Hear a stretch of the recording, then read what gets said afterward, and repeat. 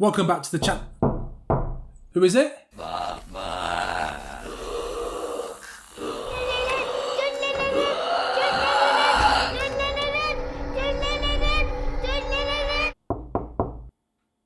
Come in. Where'd you get this? On the shelf. If it's in a word or it's in a look, you can't get rid of the Babadook. A rumbling sound, then 3 sharp knocks. Babadook, duk, duk. That's when you'll know he's around.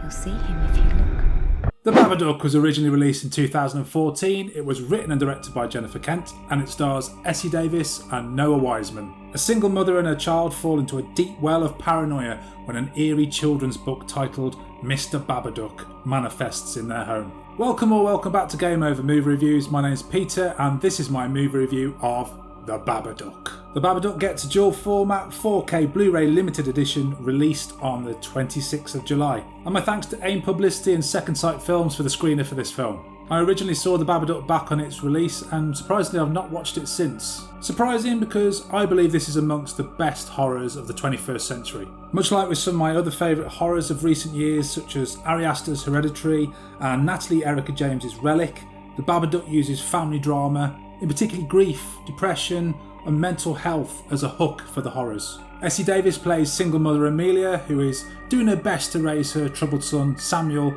after the death of Amelia's husband in a traffic accident. Amelia is struggling to cope with the pressures of her job whilst attempting to control Samuel, whose behaviour at school and home is a clear sign of a young mind not being able to come to terms with the trauma of a lost parent. One night Amelia calms Samuel with a new bedtime story called Mr. Babadook, a creepy mix of the child catcher from Chitty Chitty Bang Bang and Freddy Krueger.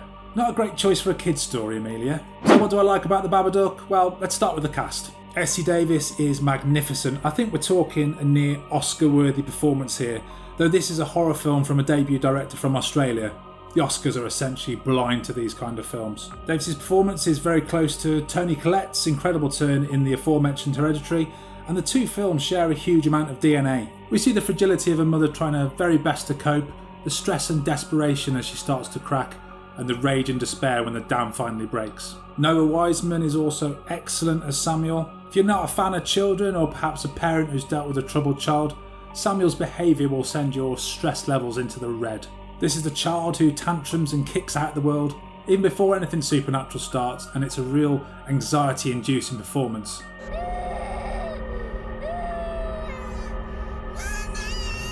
Ugh. And if you knew nothing of the film's story, it would be easy to believe that Samuel is being made out to be the antagonist in a kind of we need to talk about Kevin kind of way. Great film, by the way. Jennifer Kent, in her debut based on her own short Monster, has written and directed something very special here. Kent takes the time to build up the stresses of the family unit before introducing the supernatural element. And when we do finally see the Babadook itself, Kent just lets us see enough as the creature flits in and out of the light, scurrying or ominously gliding in and out of the frame. The creature design is really excellent too. It's one of those designs where the creature doesn't have to do anything to be scary, it's just naturally creepy as hell. The sound design adds to the overall stress-inducing tension and also to the scares, especially the way the Babadook talks and how near silence is often used to accentuate incoming creepy moments. There are no cheap shots here either. There's no jump scares or no moments where the music is ramped up artificially to scare the viewer. What I think is most impressive about The Babadook as a whole is that its budget was a mere $2 million. It really is very impressive that Jennifer Kent was able to make such an excellent looking film with a relatively small amount of money. Kent's follow-up The Nightingale, which I also have a review for on the channel, was an equally impressive film, though it's a tough and draining watch. And I'm genuinely excited to see what Kent comes up with next. I was fortunate enough to receive the 4K screener for The Babadook, and it's actually the first 4K disc I've ever seen on my newly acquired PS5. And the picture is absolutely stunning. I mean, it really is crispier than a crispy thing. This is also a packed disc full of commentaries, interviews and making of documentaries. Well worth a look if you're already a fan of the film.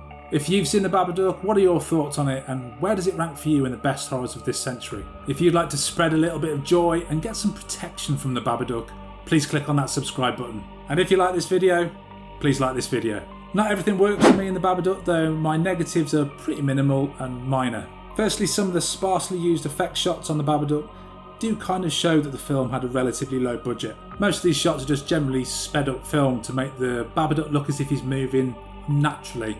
It doesn't always quite work for me. There's also a bit of padding with side characters, most notably a co-worker of Amelia and a next door neighbour. They do justify their inclusion in the story just about, but it feels like they've been added to make this small film just a little bit bigger. Finally, there's a very cliche and unpleasant bit of animal cruelty in this film. Dogs in horror films are like the red shirts in Star Trek. You kind of know what's going to happen to them. It's become a bit of a trope and a cliche, and I think it needs to stop now.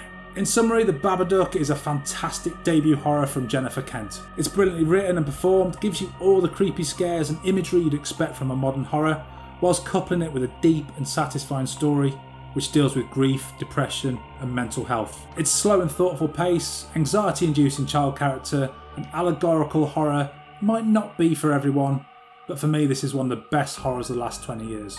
My score for The Babadook, 8.5 out of 10. Thanks for watching. Game over, man. It's game over.